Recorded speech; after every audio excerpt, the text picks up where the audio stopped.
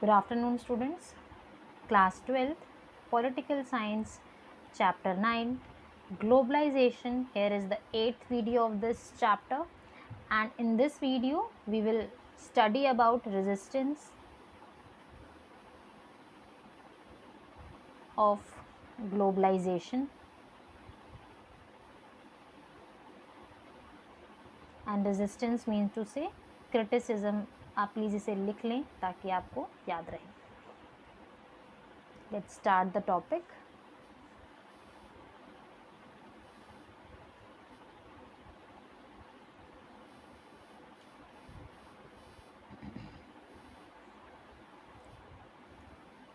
Resistance to globalization.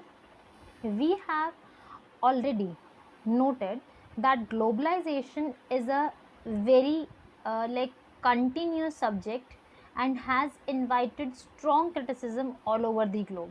बेटा देखो, एक है ना, एक ऐसा टॉपिक है जो कि लगातार चलेगा और एक ऐसा टॉपिक है जिसके ऊपर नेशंस में, ज़्यादातर नेशंस से नेगेटिव स्टेटमेंट्स बहुत ज़्यादा आए हैं. स्पेशली ये जो नेगेटिव स्टेटमेंट्स हैं ये डेवलपिंग कंट्रीज़ और अंडर डेवलप्ड नेशन से ज़्यादा हैं, क्योंकि डेवलप्ड कंट्रीज़ के अंदर इतने ज़्यादा नेगेटिव इम्पैक्ट्स हमें देखने को नहीं मिलते. तो जो रेजिस्टेंस है, क्रिटिसिज्म है, वो इन दो ग्रुप से सबसे ज़्यादा देखने को मिलते हैं और सबसे ज़्यादा इन नेशंस के पास से ज़्यादा देखने को हमें मिलते हैं. And critiques of globalization make a variety of arguments.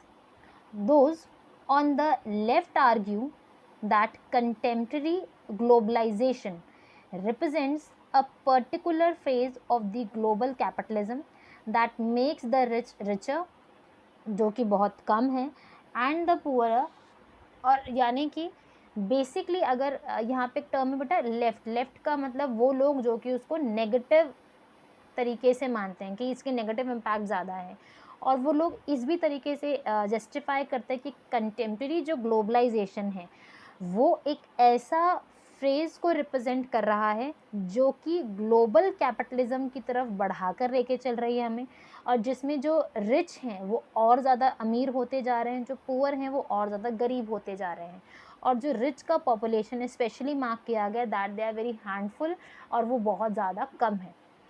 इसके बाद weakening of the state leads to the reduction in the capacity of the state to protect the interest of the poor. और जब भी किसी नेशन बहुत week है, strong नहीं है, और जैसे जैसे नेशन का वीकनिंग या कमज़ोर होता ज़्यादा जाता है तो state leads to the reduction in the capacity, और स्टेट यानी कि गवर्नमेंट क्या करना शुरू कर देती है, अपना गरीब लोगों को या फिर जो पुअर कम्युनिटी है उसको प्रोटेक्शन देना कम कर देती है, क्योंकि वो उतनी स्ट्रॉन्ग नहीं है, स्ट्रेंथन नहीं है कि उनके प्रोटेक्शन के लिए भी सोशल वेलफेयर वर्क साथ साथ चला सके. And critiques of globalization from the political right express anxiety over the political, economic and cultural effects. In political terms they also fear that the weakening of the state, जैसे कि हमने क्या बात किया कि सोशल वेलफेयर वर्क नहीं करते और अब स्पेसिफिकली लॉ एंड ऑर्डर को मेंटेन करने का काम करते हैं.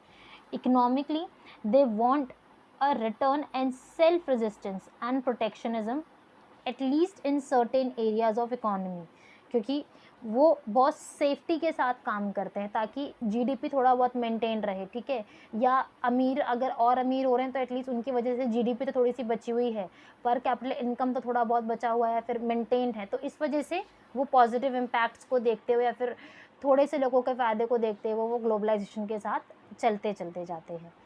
And culturally they are worried that the traditional culture would be harmed and people will lose their age old values and ways. और कई बार जब कल्चरल कॉन्सिक्वेंसेस को देखते हैं इस क्रिटिक्स के अंदर तो वो ये देख कर चलते हैं कि धीरे धीरे कर जो रीजनल लेवल पर जो कल्चर था वो कहीं ना कहीं वॉश आउट हो चुका है, वेनिश हो चुका है, और लोग अपनी वैल्यूज़, अपने कल्चर्स को धीरे धीरे करके भूलते चले जा रहे हैं. तो ये क्रिटिक है हर एक लेवल से. इन्हें बेटा आप उन कॉन्सिक्वेंसेस के साथ भी ऐड ऑन कर सकते हैं, तीनों में एक एक पॉइंट्स नेगेटिव टर्म्स में. इसके बाद बेटा it is important to note here that the anti globalisation movement, यानी कि जो उसके अगेंस्ट है, to particular in global network aligning with those who feel like they them in other countries. और कई बार उनको फील लगता है कि जैसे कि हम लोग इंडिया में नहीं रह रहे क्योंकि इंग्लिश इतना ज़्यादा ओवर पावर करती है, हम इंडिया में नहीं रहते क्योंकि हमारी कल्चर वो सारा दिखता ही नहीं है, हमारे जो वैल्यूज़ थे, ठीक है, वो सब धीरे धीरे करके ख़त्म होते चले जा रहे हैं। तो ये सब चीज़ें क्या हैं, धीरे धीरे करके ये सब चीज़ें कहीं ना कहीं हमारे लिए ख़त्म होती जा रही हैं, वो वैल्यूज़ ख़त्म हुई जा रही हैं। क्यों? क्योंकि हम ग्लोबलाइजेशन से इतना ज़्यादा इंस्पायर्ड हैं, इतना ज़्यादा ओवर पावर्ड है, हेजेमनाइज है कि हमारा खुद का जो कॉन्सेप्ट था वो धीरे धीरे करके ख़त्म हो गया है। And many anti-globalization movements are not opposed to the idea of the globalization per se as much as they are opposed to specific programs of the globalization। पर हमें बेटा ये भी देखना है कि वो ना, जब कुछ लोग जो ग्लोबलाइजेशन के अगेंस्ट मूवमेंट चला रहे हैं, जो एंटी ग्लोबलाइजेशन मूवमेंट चला रहे हैं, वो पूरे के पूरे ग्लोबलाइजेशन के अगेंस्ट नहीं है। वो किसके अगेंस्ट है? वो ग्लोबलाइजेशन के अंदर होने वाले ज़्यादातर नेगेटिव इम्पैक्ट्स की तरफ एंटी ग्लोबलाइजेशन मूवमेंट चलाते हैं। और उनको ये लगता है कि पूरा का पूरा कॉन्सेप्ट गलत नहीं है ग्लोबलाइजेशन का, पर उस कॉन्सेप्ट के विद इन जो नेगेटिव चीज़ें फेस करने को मिलती हैं कुछ पर्टिकुलर सेक्शंस को, कम्युनिटीज़ को, तो वो गलत है। And which they see as a form of imperialism या कॉलोनिज्म की तरह वो देखते हैं, जिसको आप रीकॉलोनिज्म की डेफिनेशन हमने पिछले कुछ वीडियोस के अंदर देखा। And in 1990, at the World Trade Organization ministerial meeting, there were widespread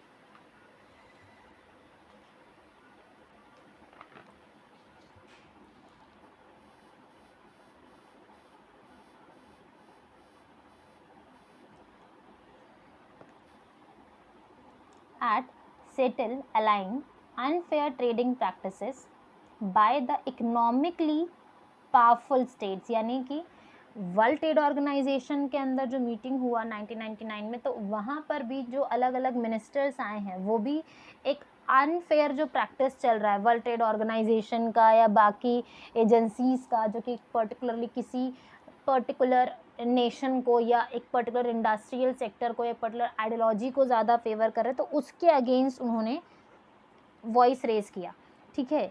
and इसी के साथ साथ हमें ये भी देखने को मिलता है दैट कि it was argued that the interest of the developing world were not given sufficient importance in evolving global economic system. यानी कि उतना ज़्यादा प्रोटेक्शन नहीं मिलती है, इतना ज़्यादा इंपॉर्टेंस नहीं मिलती है कि वो उस ग्लोबल इकोनॉमी के अंदर अपनी ज़्यादा इन्वॉल्वमेंट दे सके, उतनी ज़्यादा फ़ायदा उसका भी उठा सके। नेक्स्ट पैराग्राफ से, ये बेटा इंपॉर्टेंट है, WSF कई बार 1 मार्क क्वेश्चन में एग्जाम में आता है। WSF or the world social forum is another global platform where when which brings together a wide colonization composed of human rights activists, environmentalists, laborers, youth, women activists opposed to the new liberal globalization। New liberal globalization मतलब आज के समय में जो globalisation का एक नया definition आया है उसके अगेंस्ट द फर्स्ट, ये वो प्लेटफॉर्म है जो कि इन सब लोगों को एक साथ लाकर इकट्ठा करता है कि now WSF is there. It is a platform where you can talk about the human rights violation and different activists come together and share their words regarding जो ग्लोबलाइजेशन के अंदर जो सारे नेगेटिव इम्पैक्ट्स फेस करने को मिलते हैं human rights के फॉर्म में, पर्टिकुलरली एनवायरनमेंट को किस तरीके से हार्मफुल इफेक्ट पहुंचते हैं उसके लिए, लेबर्स को जो राइट्स नहीं मिल पाते उसके लिए, यूथ किस तरीके से सफ़र करता है, विमेन किस तरह सफ़र करती है, तो उन सब चीज़ों के बारे में वो इस प्लेटफॉर्म को यूज़ करते हैं और बात करते हैं। And the first WSF meeting was organised in Porto Alegre, Brazil में इन 2001। द फोर्थ जो मीटिंग हुआ बेटा इसका हुआ 2004 में, और जो लास्ट मीटिंग है उसका हुआ 2007 में केनिया में। 2000 लिख सकते हैं आप चाहें तो, 2007 केनिया में हुआ था बेटा, और लेटेस्ट हम लोग 2018 की बात करते हैं ब्राज़ील के अंदर।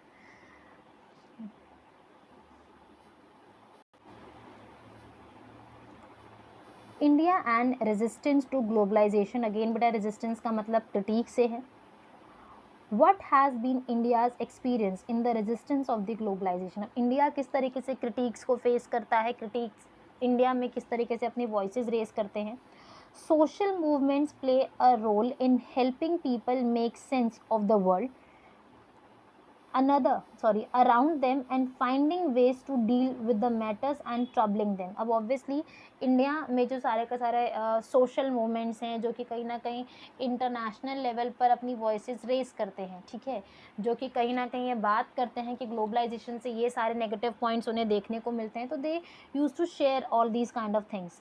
And resistance to globalization in India has come from the different quarters. They have been left wing protectors to the economic liberalization and voiced through the political parties as well as through the forums like Indian Social Forum। Basically बेटा जैसे कि हम दुनिया में world social forum है, तो वैसे India में इंडियन सोशल फोरम है जो कि काम करता है और एक ऐसा प्लेटफॉर्म देता है उन लोगों को जो कि लेफ्टीज़ हैं। लेफ्टीज़ का मतलब वो लोग जो कि उसके अगेंस्ट वॉइस रेस करते हैं, और उन सब पॉलिटिकल और ये जो अगेंस्ट रेजिस्टेंस वाला या क्रिटिक वाला जो पॉइंट आता है ना, ये कुछ सोशल ग्रुप्स भी हैं और कुछ पॉलिटिकल पार्टीज़ भी हैं जो कि कैपिटलाइजेशन के अगेंस्ट वॉइस रेस करती हैं, ठीक है। And trade unions are also there for the protection of labours and trade unions of the industries work force as well as those for representing the farmers' interest and have organize protest against the entry of the multinational companies, क्योंकि उन multinational companies के आने से, MNCs के आने से farmers को, industry या जो छोटे इंडस्ट्रियलिस्ट हैं उनको जो प्रॉब्लम फेस करनी पड़ती है, they use to talk about this. And the जो एक पेटेंट कराना, आपको ये पता होगा कि किसी भी चीज़ का जो ओरिजिनल ओनर है जिसने उस चीज़ को शुरू किया है, वो उस ब्रांड को, उस कंपनी को, उस प्रोडक्ट को अपने नाम पे पेटेंट कराता है कि मैंने इसको शुरू किया है। तो कुछ प्लांट्स हैं, कुछ ऐसी चीज़ें हैं जिनको यूरोपियन कंपनीज ने अपने नाम पर पेटेंट कराया है जो कि ओरिजिनली इंडियन है। तो ग्लोबलाइजेशन का एक इम्पैक्ट हमें ये भी देखने को मिलता है जिसके अगेंस्ट कई बार वॉइसेस रेज हुई हैं। But in the and like जब हम लोग पूरे चैप्टर को सम अप करते हैं तो हम कहते हैं दैट कि resistance of the globalisation has also come from the political rights, ठीक है, ये पॉलिटिकल फॉर्म से ज़्यादा आया है। They has taken the form of objecting particularly to various cultural influencing ranging from the availability of the foreign TV channels और the different movies और जो अलग अलग चीज़ें जो एडवर्टाइज होकर टीवी पर आती हैं, and provide by the cable network celebrating Valentine's day, westernization और द वेस्टर्नाइजेशन और wearing the western dresses by the like girls और द स्कूल्स और द कॉलेज। हमारे यूनिफॉर्म के अंदर हम लोग स्कर्ट्स और शॉर्ट्स पहनते हैं। तो ये सब चीज़ें क्या है कि ये अलग अलग तरीके से प्रोजेक्ट किया जाता है ग्लोबलाइजेशन को, जिससे कि हम लोग पॉजिटिवली नेगेटिवली इससे अफेक्ट होते ही हैं, और जो रेजिस्टेंस कम्युनिटीज़ हैं, जो ग्रुप्स हैं, उन्हें कहीं ना कहीं रोकने की कोशिश अपने लेवल पर कर रही हैं। तो with this we and this chapter, and in the next video hopefully we'll start the new chapter.